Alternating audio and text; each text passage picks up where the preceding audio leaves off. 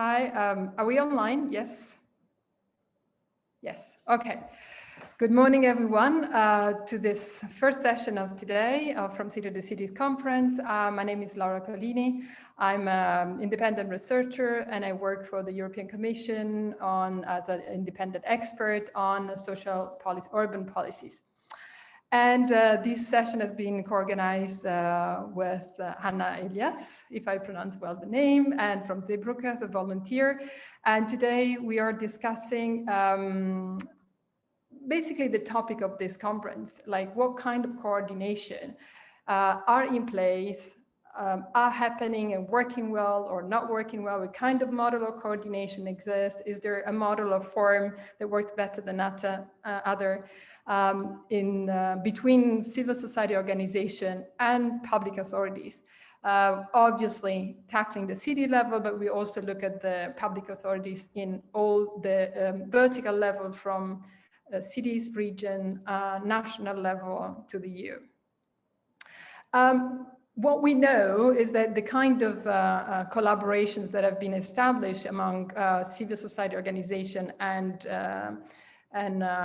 public authorities have different formats. I mean, if you see example like the city of Barcelona closely working with Open Arms, or example that totally different, Marseille at the beginning not working directly with SOS Méditerranée because it was also a different political government some years ago.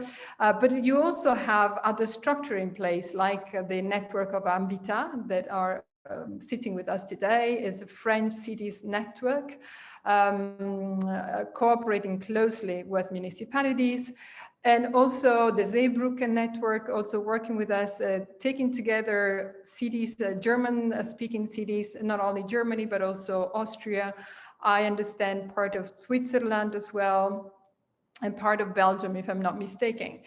And then you have other forms of collaboration, like in the Italian cities, for instance, there is not an established network among cities, but there is a sort of a collective alliance that comes together in urgency to respond to specific urgencies, like the political closing the harbor from Salvini, where you had mayors that are also sitting in our conference that have been more vocal than others.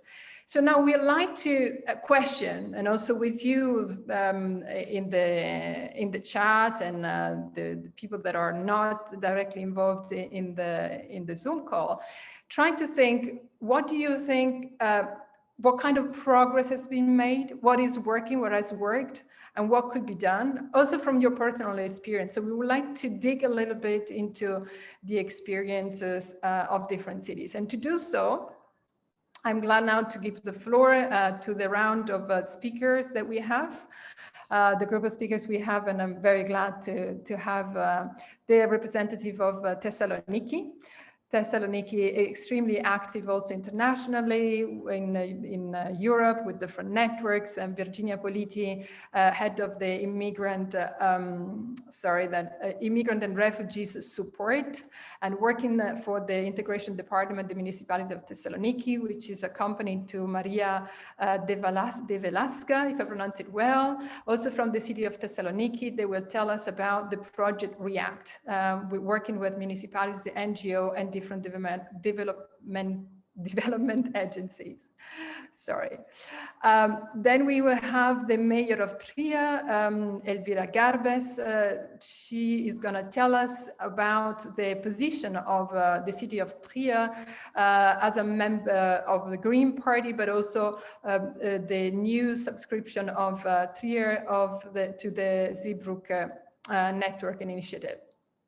Then we will give the floor to Rita Gentile, much closer to us in the sense in geographic terms, because she's from Sicily, the city of Siracusa. And Rita, she has a background as a social assistant, but she's now working as a deputy mayor for housing and inclusions of migrants and refugees at the municipality of Siracusa. And then we will have Léa Enon-Baron. She's the coordinator of the alliance of cities called French cities called Ambita, Solidarity cities in France.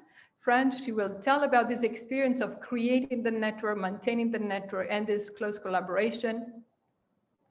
And then we have Tarek Alaos from Zeebrugge. Tarek is a lawyer, and she has been moving to Germany since 2015 and speaks perfect German that is going to be translated online by Hannah. And I will translate Rita Gentile from Italian. So bear with us for the translation. There's not going to be super professional, but we hope that the conversation is going to be smooth enough. For just a little bit of housekeeping, Hannah, Rita, can you please change your name? She has the name of Anna Elias, the coordinator of this session, and you should change your name, please. And then for all the others online, please use the chat. Hannah already will send some questions that we will share, and feel free to raise your hands and jump in any moment of this conversation that we have for about 1 hour, a little bit more than 1 hour. Okay, so let's start to listen to the stories of the different cities and the networks. We will start with the city of Thessaloniki, which was on the forefront for some years now, and also achieved quite an experience with several cooperation at local, international level.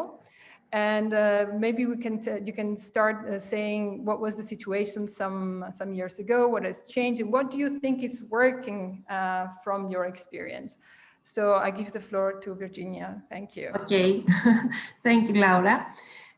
The municipality of Thessaloniki has already started in the fall of 2015 the cooperation with superior government agencies, international organizations, neighborhood municipalities, and civil society organizations in order to coordinate actions for the proper management of the refugees crisis in a way that ensures decent living conditions for the beneficiaries of international protection with the urban complex, and at the same time to ensure the maintenance of social cohesion and peaceful coexistence between all social groups. The municipality of Thessaloniki developing multi-level actions such as in education field, social policy, region awareness, generally has an holistic view on dealing with the smooth integration of refugees.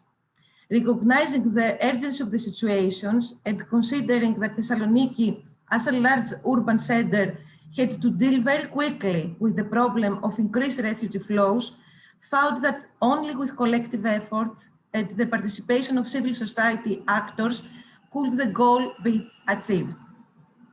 The municipality had previous experience from participating in housing programs, since it has a dormitory for the homeless and a shelter for abused women. But the most typical example for us is the program of REACT that already I talked about that. But I mentioned the REACT as a typical example for us to see all of the advantages and disadvantages or weaknesses from this cooperation, the local authorities and the NGOs, between the local authorities and NGOs. REACT started being implemented in 2016, and it is a synergy of 3 municipalities of the wider region of Thessaloniki, namely the municipality of Neapolis Ikes, Kalamaria, and 2 development agencies, and 3 NGOs, Arsis, Praxis, and Young Men's Christian Association of Thessaloniki. All this synergy has the municipality of Thessaloniki as a leading partner of the project due to its extensive technical capacities and vast accumulated experience from setting up and managing permanent social service structures addressed also to immigrants. The municipality of Thessaloniki has cooperated with NGOs in the past regarding other programs for vulnerable groups, but this was the first attempt to cooperate with other municipalities. The main difficulty we faced had to do with differences in the organizational culture between public services and NGOs. there have been difficulties in understanding the role of each and accepting the different administrative management of deliverables. At the same time, it was a time when NGOs were changing their character from voluntary organizations to managing European Union funded projects.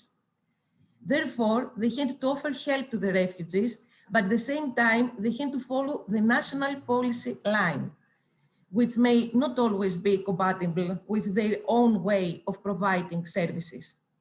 These were the most important problems that we could mention from the cooperation of public bodies, of municipalities and civil society.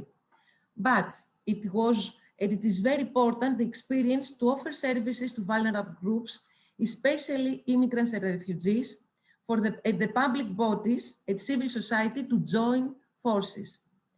These two poles complement each other in terms of technical and humanitarian experience, but also in terms of financial and human resources. In particular, NGOs employees had more experience in providing roadside assistance, which public services had vast accumulated experience in serving citizens in their social services structure and premises.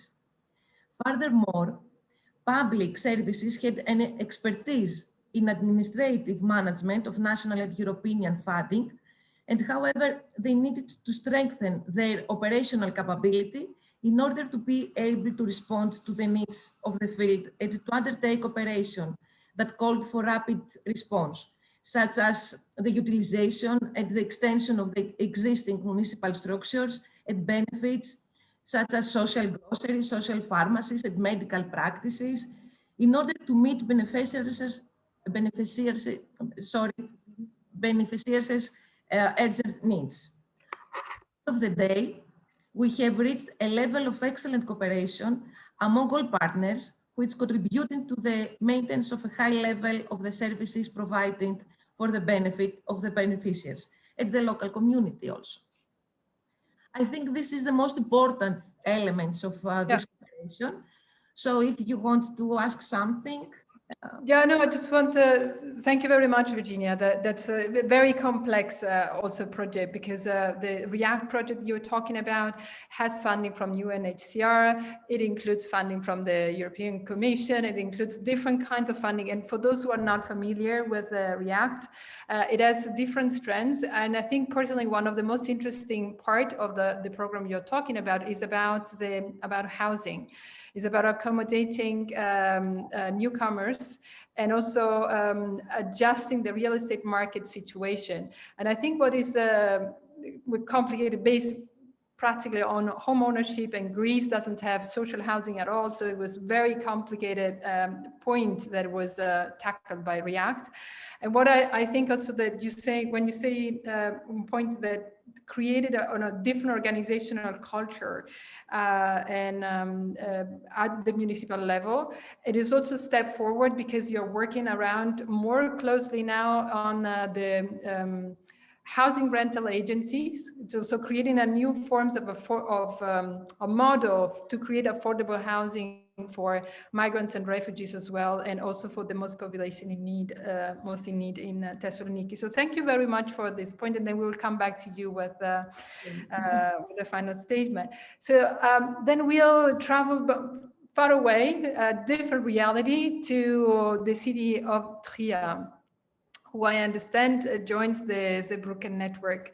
So I would like to give the floor to the next speaker, Frau Elvira Garbes, if she's online, also highlighting points of, is she online, Frau Garbes?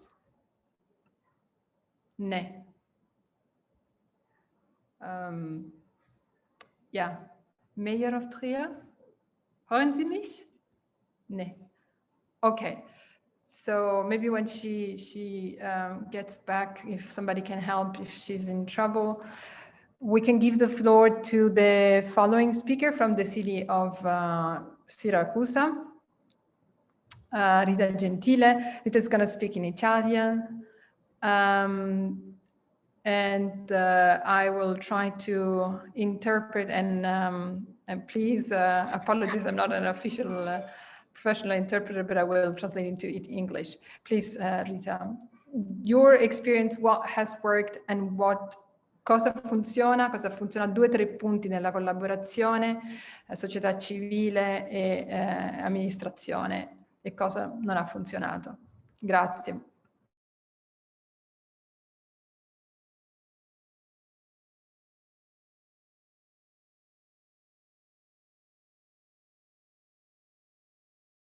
Sì, ok. Scusate se non parlo inglese, quindi il mio intervento sarà mediato da Laura.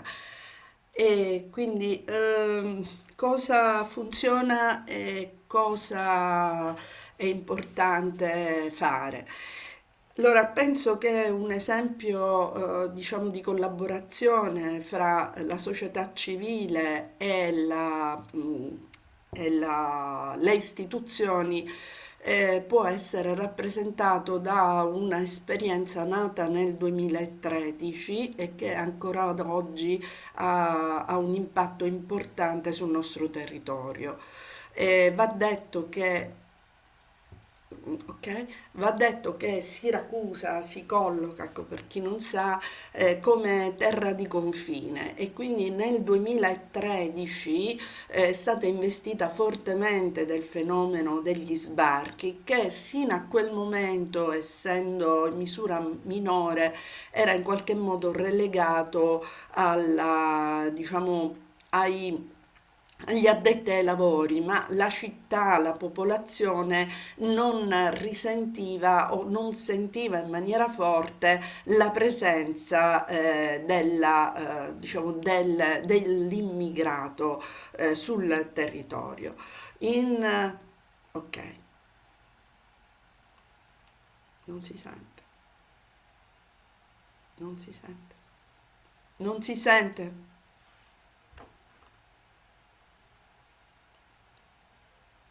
Yes, perfect.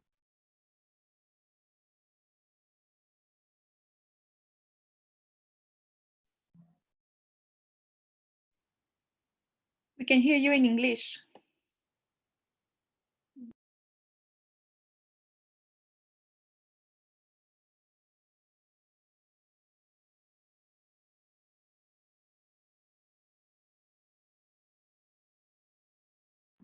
We can hear Laura.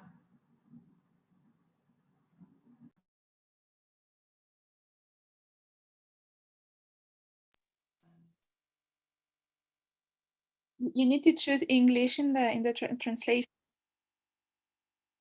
Yeah, but for the other people, I'm saying, but I can hear you because I choose English.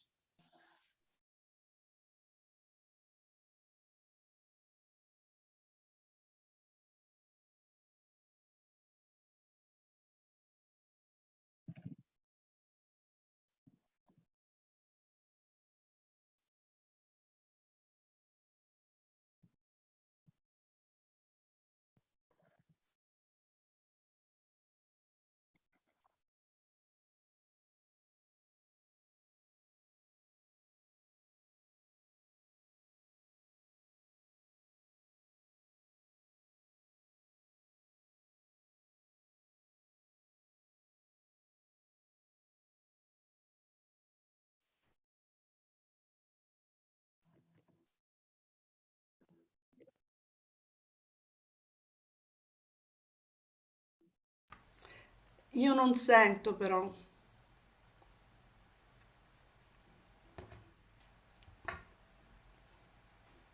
Mi spiace, non sento. I don't know why it's not working. I'm Just gonna disable this thing and yeah, because it makes things more complicated. Thank you, Yes. Alina. Thank you. Okay, just continue, Rita, please. Sorry for interrupting. Yeah. Ok, allora stavo dicendo quindi che questo flusso importante di immigrati, gli adulti erano trasferiti presso sedi in tutto il territorio nazionale, invece i minori rimanevano sul territorio. E questo ha fatto sì che le istituzioni si sono trovate totalmente impreparate, sia in quanto abbiamo insomma, dei servizi sociali molto poveri, sia in termini di unità operative che in termini di strutture. E quindi questi ragazzi rimanevano sul territorio per mesi senza interloquire con nessuno e trovavano soltanto controllati dalle forze dell'ordine e trovavano come unica soluzione quella di riprendere il viaggio verso altre realtà territoriali a loro anche abbastanza confusive come mete, ma aprendosi in questo modo a ulteriori rischi, in quanto, comprendete, non avevano né risorse né progetti precisi. E cosa ha fatto la differenza per andare come dire, a valutare una buona prassi? Ha fatto la differenza poi diciamo la società civile che si è organizzata in maniera del tutto spontanea, sia come persone singole che come associazioni, e all'interno di un'interlocuzione col tribunale locale ha trovato nel giudice tutelare un accordo che ha nominato dei tutori. I tutori hanno fatto in qualche modo la differenza, hanno non solo aiutato i ragazzi alla regolarizzazione dei documenti, che era diciamo la priorità per tutti questi ragazzi, e quindi potendo avviare le pratiche, ma soprattutto hanno stretto delle relazioni introducendole alla nuova realtà sociale e culturale che in qualche modo per loro non solo era sconosciuta, ma non avevano proprio dei codici per poterla in qualche modo, per aprirsi all'approccio con questa nuova come dire, realtà che avevano scelto dove avevano scelto di venire a vivere o comunque a iniziare un proprio progetto di vita. Ora, Rita, ti ok, fermo ancora. scusami, sì. Allora, no, va benissimo. The situation in 2013, as she's saying, was quite confusing in the sense that the social services were not prepared, as much as local institutions were not prepared enough to welcome newcomers, welcome migrants. And the situation was such that most of adults that reached the city of Siracusa would not stay, would be continuing their journeys. And the majority who stayed were minors. And the minors, as she's saying, they were practically not receiving any kind of support. Those who could stay without, as I said, not even any connection with the public authorities, or little connection with public authorities. And those who could flee, they will continue their journeys at their peril and at the risk. So what has changed is that through the pressure and the organization of civic society, together with the tribunals, and in particular with tutelage judge, giudice tutelare in Italian, they created a sort of a format of a tutorship between individuals, like families, and minors. And this has become a project that has been totally created and through the support of or through the pressure of the civil society, and has been sort of married or supported and became official with the civil society, with the institution. We are running out of time, so I'm conscious of time. Sono un po' preoccupata per il tempo, magari se possiamo dire quali sono i punti che non funzionano, magari oggi. Sì, What is sì, not allora working? i punti che sicuramente non funzionano, noi dobbiamo fare ancora molta strada per avvicinare ehm, le istituzioni pubbliche alla realtà associativa, alle realtà del terzo settore, in quanto ancora le due realtà si guardano o comunque collaborano con una certa diffidenza. E io ritengo che il pubblico, che sovente non si sente compreso dal mondo del, diciamo, volontariato, del terzo settore, è molto arroccato rispetto a quelle che sono tutta una serie di un dialogo aperto e costruttivo verso il mondo del volontariato, comunque della società civile. A sua volta la società civile dovrebbe crescere all'interno di una interlocuzione attiva, perché sostanzialmente spesso non è fortemente propositiva e si aspetta dal pubblico delle soluzioni che, non arrivando, crea ulteriore un divario, come dire, un varco che difficilmente riesce ad essere superato. E cosa bisognerebbe fare? Cosa bisognerebbe fare Ok, lo lo diciamo dopo. possiamo, sì, lo possiamo guardare nella parte finale Ok. grazie Rita. In translation in English, she's saying what is not working yet is the actual collaboration between civil society and institution. It has worked for a specific project, but a modus operandi or a forma mentis of both sides should be, so to say, put in synergy, if I may use this expression. She says, usually it might be that there is a lack of confidence and trust between the two sides. The municipality's way of working somehow remain purged or walled into the space of the institutions, and the civil society somehow is demanding support, but is not really in place some kind of co-design or cooperation on all the levels. That's what is not working well.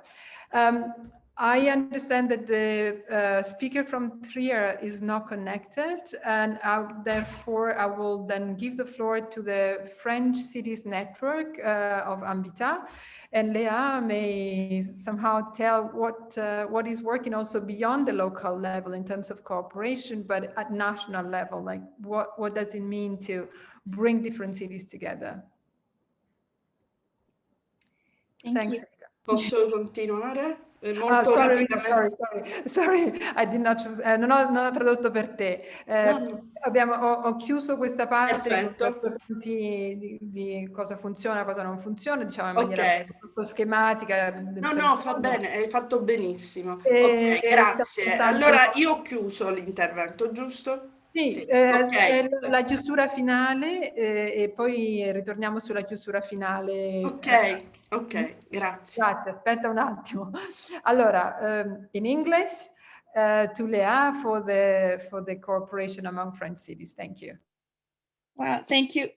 So I'm Lea, and well, I'm speaking to you today, first of all, as a national coordinator of Andita, as you say, Laura, which is a national association of welcoming cities and territories, a French network of local authorities committed to the unconditional welcoming of people in their territories. So for you to know that our network gathers all sides of local authorities, big cities like Paris, Nantes, and everything, but also welcoming towns. And we also count on national and European parliamentarians such as Damien Carême, which is our co-president, with Jeanne Barseguian, the mayor of Strasbourg.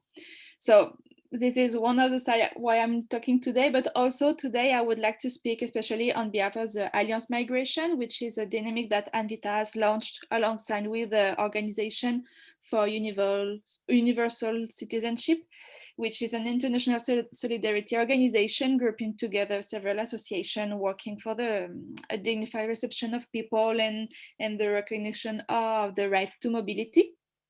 So this Alliance Migration, we have been running it together since, well, for almost 2 years. And we are intended to be both a space of highlighting innovative local practices, but also a space for advocacy on a global scale.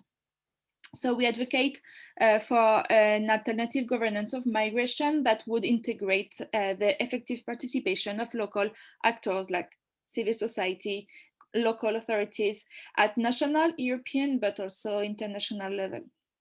So our resonance and complementarity with From the Sea to the City initiative seems to us to be a great opportunity to allow every side of the migration, the safe arrival in the city, but once in the city, how we can live together and include other people. So our first core mission as Alliance Migration was to go and observe the inspiring practices of 5 territories, which is Montreuil, Grenoble, Barcelona, Lisboa, and Palermo. And from other practices that we are collected, we build like a common base of welcoming territories, as we say, with 3 feet, as I cannot say. So the first one is to promote what we call welcoming territories. So the first one is to promote a vision of migration based on interculturality for the recognition of the right of people. For example, we saw that in Barcelona, they had like an anti-bullying network that worked in the city. Or for example, in Grenoble, they declare themselves like a delinquent cities because they were welcoming migrants. The second part that we was the second foot, as I can call, is like to promote universal access to rights, which means like a transversal and sustainable collaboration between local actors. For example, we have a lot of practices, but for example, the city of Montreuil has a coordination of public writer that can help with the learning of French in the city of Montreuil, and they have a lot of cooperation between the city and the civil society. Or for example, in Palermo, we could observe like a holistic approach for unaccompanied minors. And the 3 feet or 3 pillars that we can call is to enabling political participation and the exercise of citizenship for foreign residents.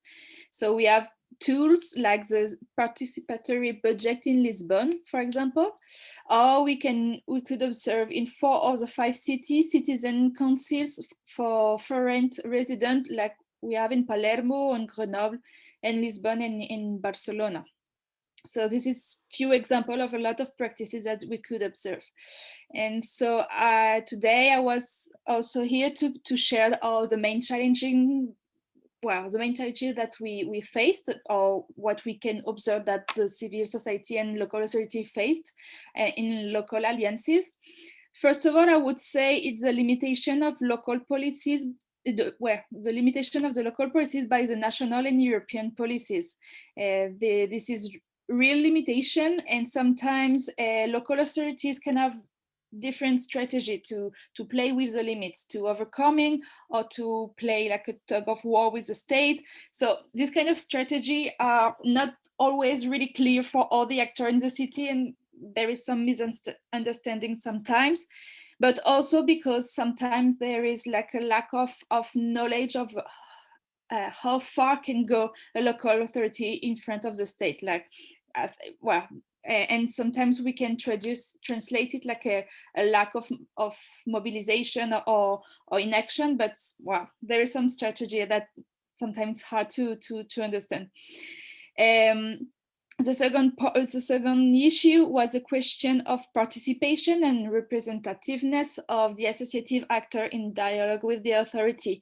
For example, it's really hard in some especially the big city, it's hard to get in touch with the authority, and sometimes we can see that there is a lot of representatives for association, and so I think, well, I will say the recommendation later, but there is sometimes a lot of a lot of local authorities, and sometimes we can see that the voice of exiled people, the migrant people, are a little bit aside. So and as well because the political participation mechanisms, well, in some cities that we observe that really rusty, and they need to be renovated to allow better participation of people themselves in the life of the city. And the last point is, I think, the question of temporality of the action and the reactivity or the adaptability of all the actors, because it's true that association, civil society are way more reactive and adaptive, and adapt more easily to unexpected situation, crisis, etc. Sometimes local authorities are really much slower due to administrative slowness, legal obstacles, etc., etc. But for some local authorities, it's difficult. Well, can be difficult to get out an emergency phase and think about long-term policy, or the opposite, to be always in the long-term policy and not adapt to what happens in the daily life. So this is the main changes, and I have some recommendation at the end. Thank you very much, Leah, for this comprehensive overview on the good practice or examples of coordination that you are mapping now. There are many other projects that are doing similar things all over Europe. There is Local Act, there is Moving Cities, there is another one that we mentioned also in the session yesterday. And there is really a need to share this, what is working and what is really working at city level, and the ideas that are put together by collaboration with civil society and institution. But also, I think what is important is you bring the elephant in the room on the spot, which is the national level, which is in the plenary session yesterday, people talk a little bit about this, but it's true that we cannot overcome that level, and it's important to dedicate additional debate and attention on how really to change the brain of some very resistant structure at national level towards inclusive and human rights centered migration policies.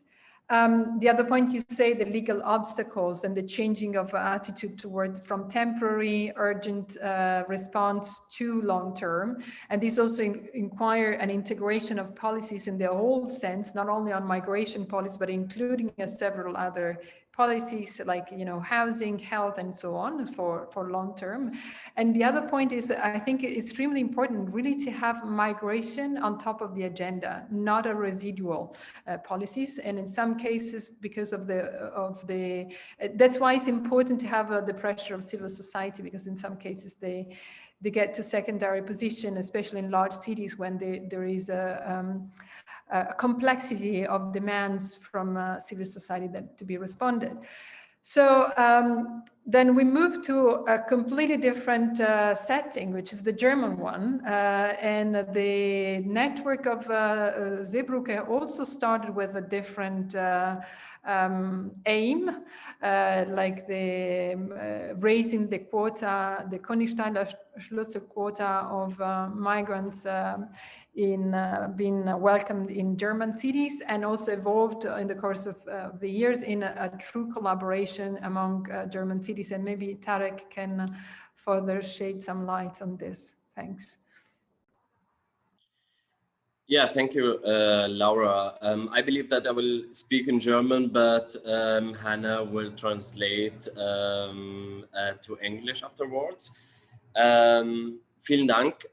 Ich glaube, es gibt viele Punkte, die man, positive Punkte, aber auch negative Punkte über die Zusammenarbeit, die man berichten kann.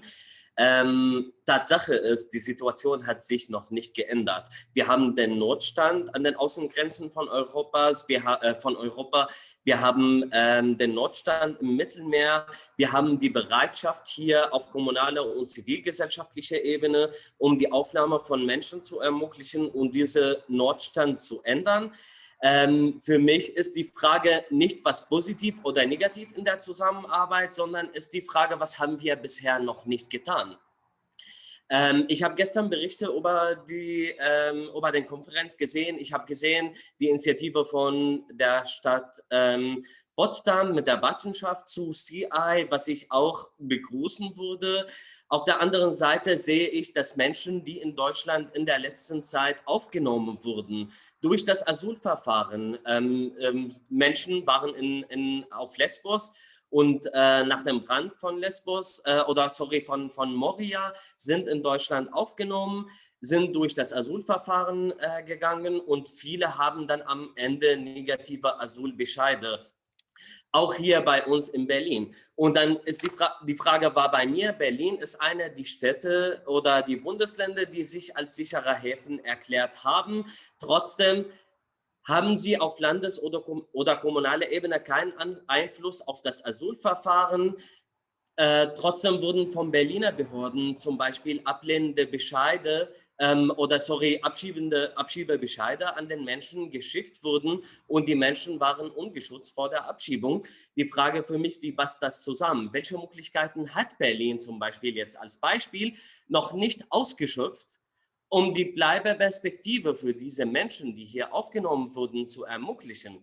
Und darüber möchte ich konkret mit euch reden. Es gibt immer noch ganz, ganz viele Spielräume auf kommunaler Ebene, die wir noch nicht ausgeschöpft haben. Uns alle ist bekannt, die Blockade auf die nationale Ebene oder auf die Ebene der Mitgliedstaaten. Die Politik, die wir machen, ist noch nicht ausreichend, weil wir noch nicht zu einem Ergebnis gekommen sind, die wir erreichen wollen.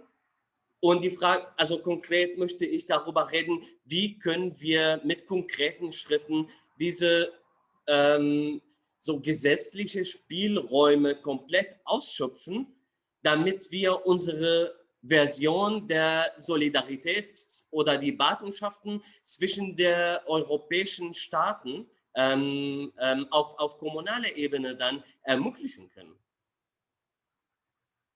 Vielen, vielen Dank, Tarek. Hannah, do you want to translate? Yes, I will just translate everything what Tarek has said, and thank you very much, Tarek. Basically, Tarek stresses that there have been a lot of negative and positive aspects, but we have to look at the current situation at the external borders and in the Mediterranean. And there's still an emergency situation that needs to be addressed very much. And this is dependent, and this goes back to the acceptance and the openness of the communities and cities to take in people. So we have to look not just what is positive and what is negative, but still what has to be addressed and what has to be done. And the initiative of Potsdam with the CI, which wants to take and mention, is very much welcomed by Tarek. But on the other hand, we need to look how the situation taking in people through the process of asylum and migration and refugee protection can be better equipped and can be better made. Because if we look even at cities like Berlin, who have claimed to be a safe harbor, they are still sending out declining and deportation decisions. And although this is on a country, on a city level, we have to ask what is the country and the communal level that needs to be influenced, and it can be influenced to change the decisions made by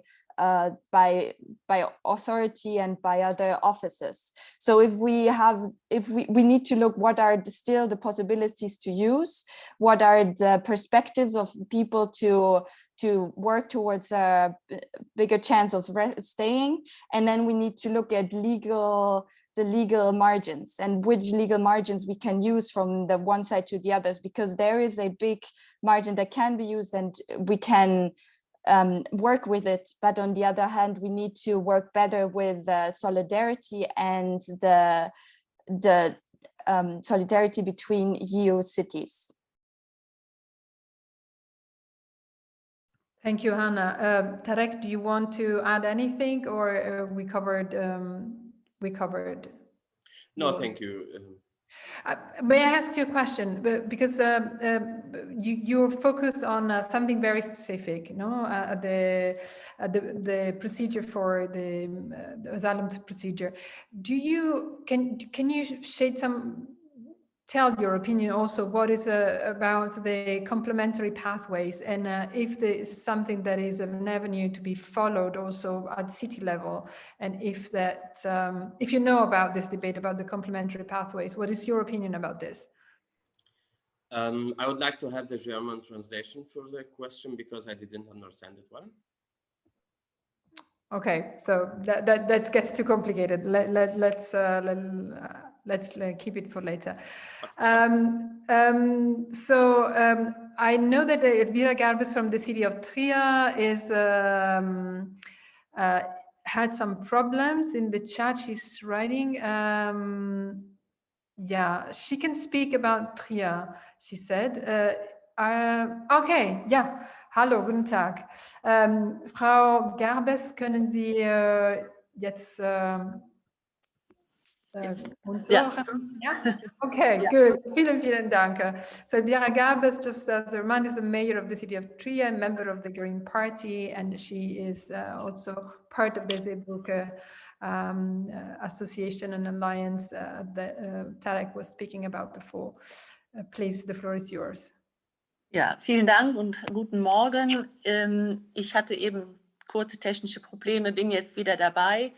Ich kann über Trier berichten und das hat mein Vorredner jetzt auch schon gesagt, dass es wichtig ist, auch im kommunalen Bereich vor allen Dingen den Stadtrat mit einzubeziehen. Wir haben einen Beschluss gefasst, dass wir der Organisation beitreten und das bedeutet auch, dass wir bereit sind, in Trier Flüchtlinge auch aus Moria aufzunehmen, was wir auch schon getan haben. Wir haben mittlerweile 2 oder 3 Familien aufgenommen, die aus dem vulnerablen Bereich. Sie sind gut bei uns angekommen, sie sind mit Wohnung versorgt worden, sie werden durch karitative Einrichtungen betreut. Und das ist auch der ausdrückliche Wille unserer Stadt. Es wurde davon geredet, dass in der Gesellschaft der Spirit, ich will es mal so nennen, ankommen muss, damit wir nicht die Flüchtlinge als unsere Feinde sehen, sondern dass wir sie als Bereicherung unseres Lebens sehen. Und gerade in Deutschland ist es ein großes Problem, weil unsere Gesellschaft auch überaltert ist. Und wir sind sehr froh, dass wir junge Menschen und auch vor allen Dingen Kinder hier aufnehmen können, die sich hier bei uns gut integrieren können. Und wir tun wirklich sehr viel dafür, dass auch sie die Sprache lernen, weil Sprache ist ein ganz wichtiges Medium auch, um in der Gesellschaft, in der neuen Gesellschaft, in die Flüchtlinge ja jetzt kommen, auch anzukommen. Weil ohne Sprache geht gar nichts. Und wir tun da ganz enorm viel dafür, dass sie hier die Sprache erlernen, dass die Kinder in die Kindergärten kommen und dass die Kinder auch in die Schule gehen und auch so dem Unterricht gut folgen können. Also ich kann sagen, wir haben natürlich auch im Stadtrat leider auch Mitglieder von rechtsdenkenden Parteien, aber das sind Gott sei Dank sehr wenige und wir konnten diese überstimmen und wir haben mit großer Mehrheit zugestimmt, dass wir bereit sind, weitere Flüchtlinge aufzunehmen. Und das macht mich auch sehr stolz und wir tun wirklich sehr viel dafür und ich kann das nur unterstützen. Und wir sind sehr glücklich, dass wir da auch einen kleinen Beitrag leisten konnten. Wir sind eine kleine Großstadt mit ungefähr nur 100.000 Einwohnern. Aber ich weiß, dass ja auch viele große Städte in Deutschland der Organisation beigetreten sind. Und ich glaube, die werden Ähnliches tun wie wir. Vielen Dank. Yes, I can do a quick translation of what Ms. Garbes has said. And she stresses as well what Tarek has said, that it is very important to look at the communal part and also to include the city council, because only if the city council and sorry, the Trier City Council is very eager to also take part and participate in the organization and in associations to take in more people. And Trier has also taken in families, 2 to 3 families from Lesbos, from Moria, and have provided them with protection from the city. And the spirit has to, for her, it is very important that the spirit of taking in people has to arrive within the city, and that refugees can not only be seen as enemies, but also as enrichment for a whole society. So it is important, since Germany has a lot of old people, to also have young people and children that can integrate well and do so by learning the language, being part of the educational system, and providing so a culture to arrive and to flourish. The city is doing a lot and will continue doing a lot also in educational aspects, although in the city council there are always right-wing parties, but there is always a strong urge to take in more people from the city of Trier. Thank you, Hannah, for the translation. Thank you, Frau Garbes, for your sharing, for your experience. We have some input also from the chat. I'm just reading one of the input from Nora Bretzke. She says that what Tarek mentioned is very important. A welcoming city doesn't mean only to stress it out openly. The city is welcoming, but to work hard on the situation for the people who live already in the safe harbor cities. I mean, rethinking the concept of obligation for asylum seekers to live in shelters, the prohibition to work, and the concept of deportation. On a regional level, all the possibilities to create a right to stay have to be used from the cities. That's thank you for your comment, Nora Bretzke. It brings also the perspective of the regional level, which is something that hasn't been touched upon very much. Like, what kind of cooperation can be created also among cities at a regional level. Do any of the cities that are in our group, Thessaloniki or Siracusa or mayor of Trier, do you have experience of close collaboration with neighboring cities and sort of intermunicipal cooperation in this matter? Just to translate for Rita, if she's still online. C'è una domanda sulla cooperazione tra città anche a livello regionale, no? Come può massimizzare gli effetti dell'inclusione dei migranti attraverso una collaborazione tra municipalità che hanno una prossimità territoriale. E chiedevo alle città italiane, città italiana di Siracusa, ma come alle altre, se ci sono esperienze di questa tipologia di cooperazione. Sì,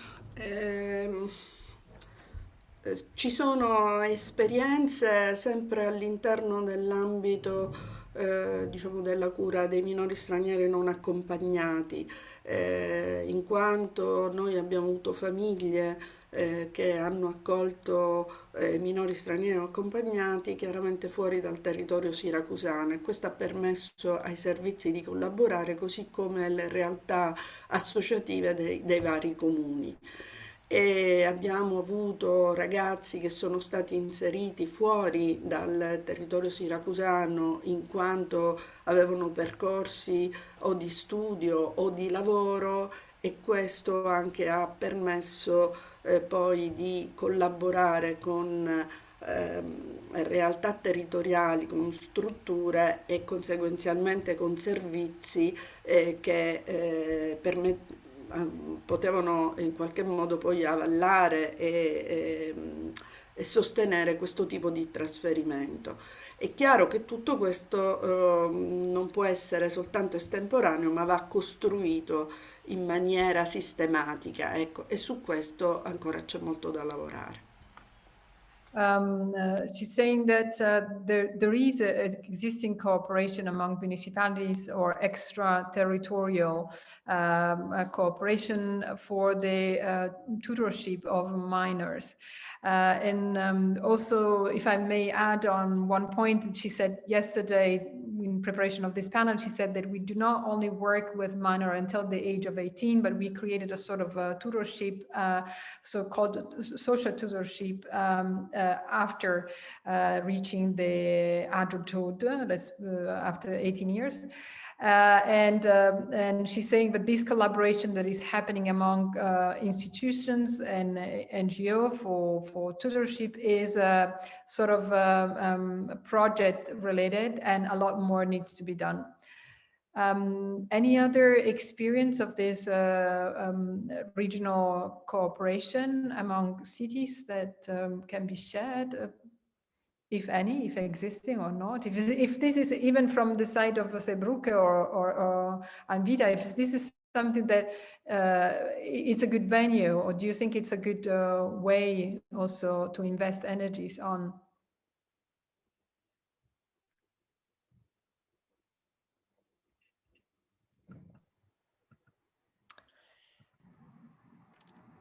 Tarek? Ja, thank you. Genau, also ich habe den Kommentar auch gerade gelesen, wir brauchen in Deutschland einen Spurwechsel vom Asylverfahren, und das finde ich ein sehr wichtiges Kommentar, und genau das sind die Details, die ich erwähnt habe. In Deutschland, um bleiben zu können, muss nicht unbedingt ein einziges Weg geben, und zwar ein Asylverfahren, sondern die Städte haben viele kommunale Spielräume, wie sie aus humanitären Gründen Bleiberechtsperspektiven für Menschen, die hier bei uns ankommen, ermöglichen können. Und das müssen wir einfach in Zusammenarbeit mit den Kommunen ermöglichen. Dazu brauchen wir aber auch als AktivistInnen noch eine zweite Ebene in dieser Zusammenarbeit, und ich glaube, diese zweite Ebene ist gegeben. Wir haben viele Flüchtlingsräte, das sind Organisationen, die auf politischer Ebene, aber auch Legal Advices machen, halt auf die gesetzliche Ebene arbeiten, keine direkte Legal Advices für Betroffenen selbst, sondern auf politischer Ebene deren Meinung und Ansicht zu den Gesetzen geben und sagen immer und betonen, welche Spielräume haben die Kommunen und was kann noch ermöglicht werden, damit das Thema Ankommen für Menschen, die hier in Deutschland bei uns sind, dann ermöglicht wird. Wir haben Pro Asyl. Ich sehe unsere Rolle als AktivistInnen aber auf der anderen Seite einfach mehr Druck auf Straßen zu machen, weil, wie gesagt, letztendlich die Situation hat sich noch nicht geändert. Letztendlich sind noch Tausende auf den griechischen Inseln, und da müssen wir noch hartnäckig auf Straßen bleiben. Und dann müssen wir schauen, wie die drei Ebenen, die wir jetzt haben, dann mehr Druck auf die Bundesebene dann erzeugen können. Weil, ja klar, wir sagen seit 2 Jahren, wir haben diese Blockade, und wir wissen, dass diese Blockade sich von alleine nicht auslösen wird, sondern müssen wir nochmal anders durch Einzelfall, durch Präzedenzfälle so mehr Möglichkeiten schaffen, vielleicht auch mehr Druck auf Landesebene, dass die Länder sich zusammentun und dann gegen den Bund was machen. Hier spielt auch eine große Rolle, dass manchmal auf Landesebene sind politische Parteien in der Regierung, die auch auf Bundesebene in der Regierung sind, die gegenüber deren eigenes Partei auf Bundesebene nicht alle Möglichkeiten ausschöpfen. Und da bestärke ich den Kommentar von Nora Pretzka, dass die Länder, wenn sie sagen, sie erklären sich oder die Kommunen als sichere Häfen, das muss praktiziert werden. Da müssen wir unsere Abschiebepraxis hier in Deutschland erstmal nochmal überdenken und schauen, wie können wir das Ganze dann abschaffen im Allgemeinen? Wie können wir wirklich Bleiberechtsmöglichkeiten für die Menschen hier anbieten, Perspektiven? Wir haben die Oberbürgermeisterin von Trea hat berichtet, dass dass es für die Gesellschaft wichtig ist, dass auch jüngere Menschen hierher kommen. Wir müssen aber auch nie vergessen, dass das nicht der einzige Aspekt ist, den wir im Kopf haben sollen. Es gibt immer noch den menschenrechtlichen Aspekt. Das sind Menschen in Not, entweder im Mittelmeer, entweder in deren Länder oder auf den griechischen Inseln. Und das soll unser erster Aspekt sein. Wir müssen die Menschenrechte verteidigen und umsetzen, und dann alle anderen Aspekte sind gut und wichtig. Das Integrationsprozess ist wichtig, aber das soll an sich nicht das Hauptaspekt sein, sondern der menschenrechtliche Aspekt soll als Hauptargument für uns sein. Vielen, vielen Dank. Hannah, müsstest du das? Yes. I will sum up real quick what Tarek has said. And he stresses very much that it is important to have a change in the procedure of the asylum system, and to change from not only the accepting and receiving part and giving solidarity, but also to practicing and actually standing up for this change in asylum procedures and asylum processes. And then we have three different levels. On the first level, there's of course the connection between the cities and the city council.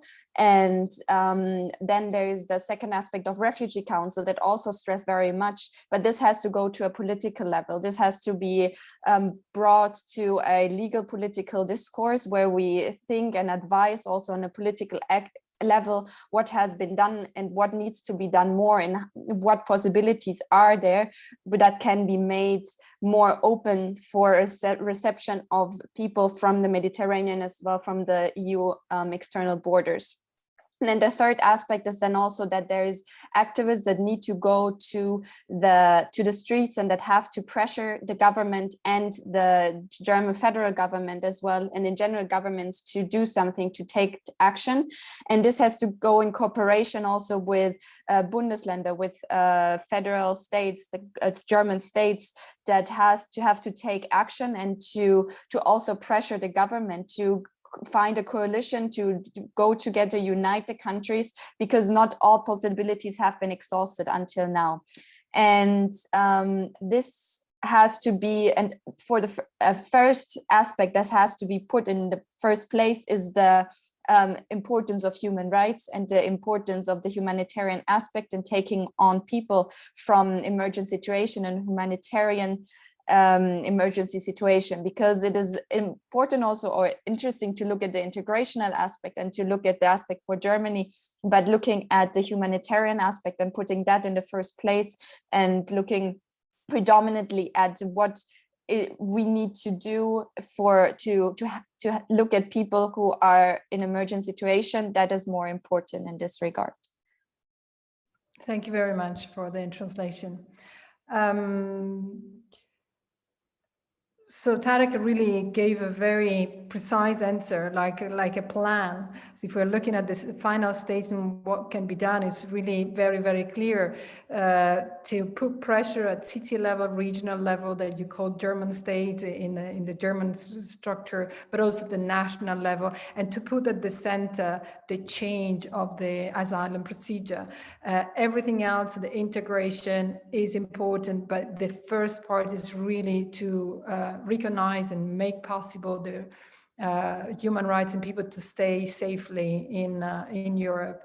It's very clear agenda, also in the sense of continue to have pressure on the street, to put pressure at street level and all political level.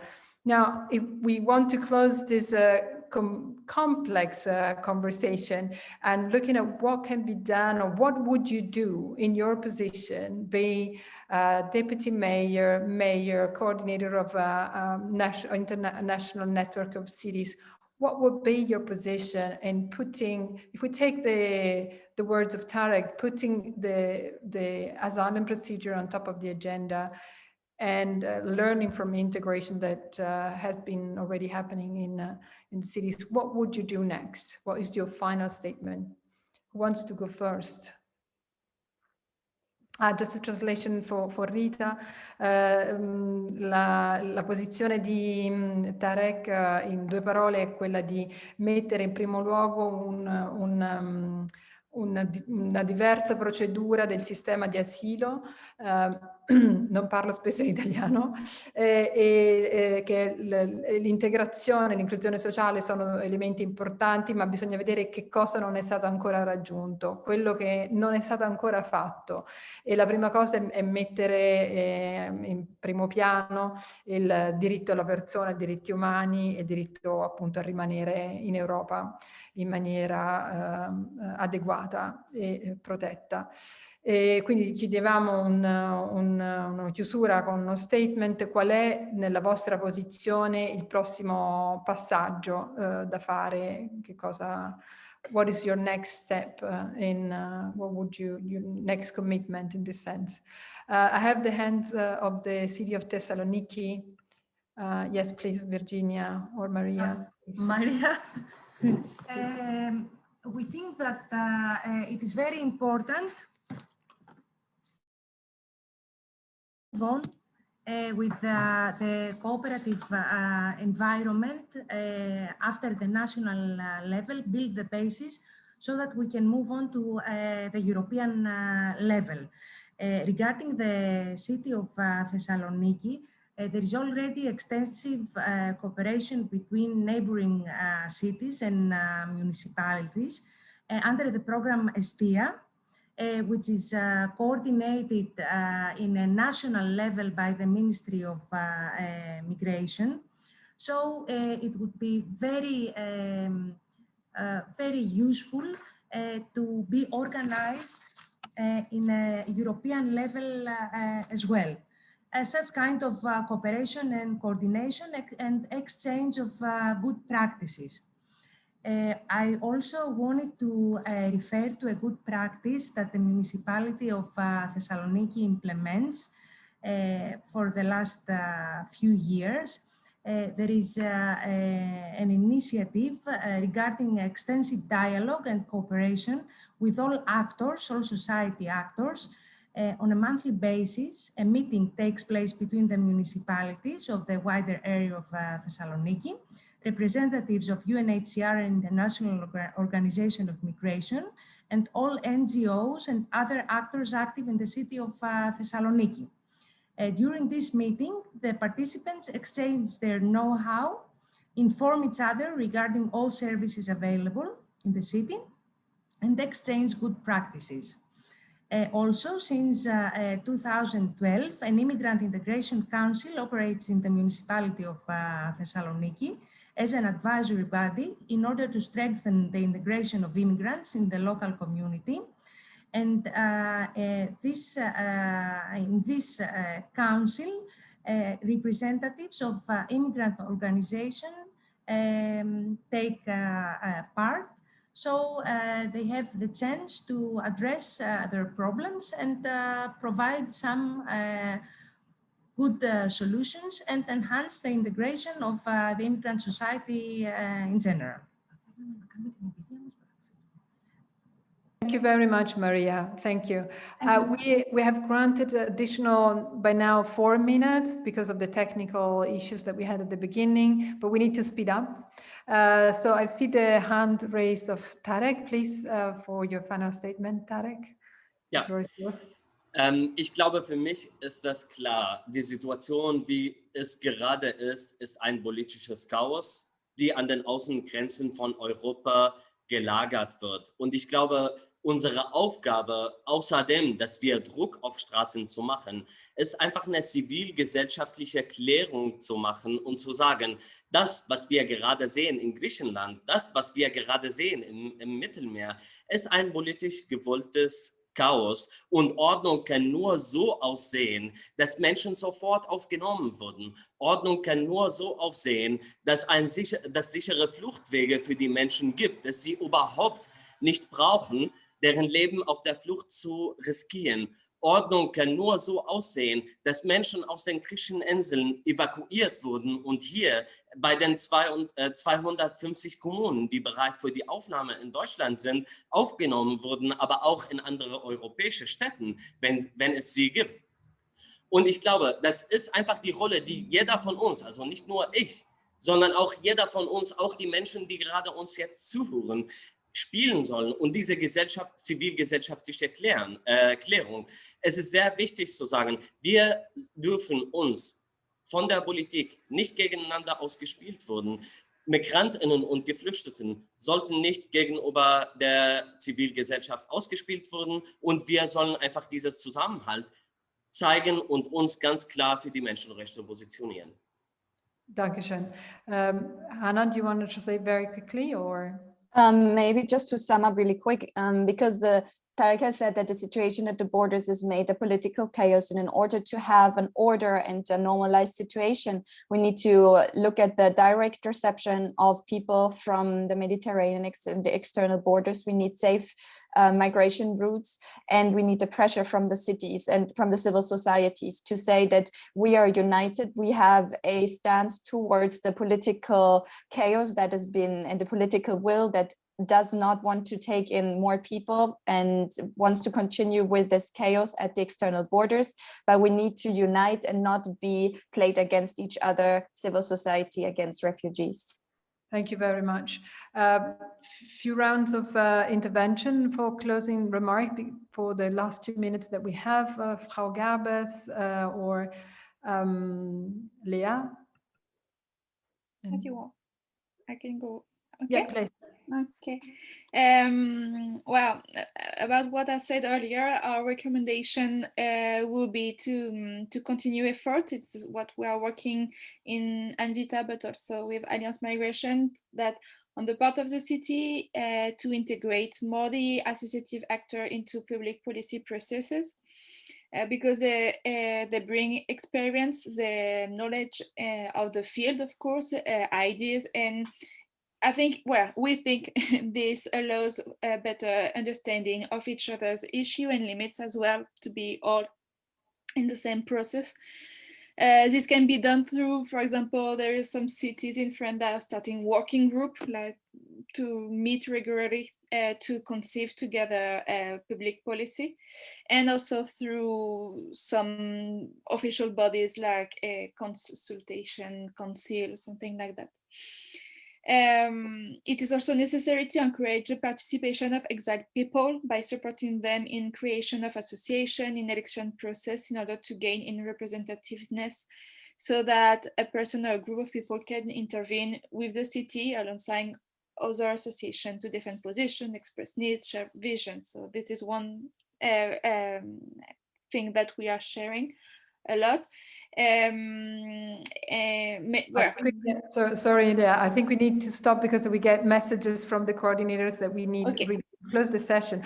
But we had food for thoughts. Everyone, I think, had time to express the position, and we have recorded everything, so we can go back also to the information that has been shared before. I want to thank you so much, first of all, Hannah Elias, for organizing the panel, all the organizers of the conferences and all the consortium, a lot of people that are working behind the scene for free, and there are lots of passion for a long time to get this conversation together. And there will be many online other panels that will touch upon corridor, human corridor, and the European funding afterwards. So please continue to be with us and to share your ideas and to be passionately engaged in this topic, in what we do.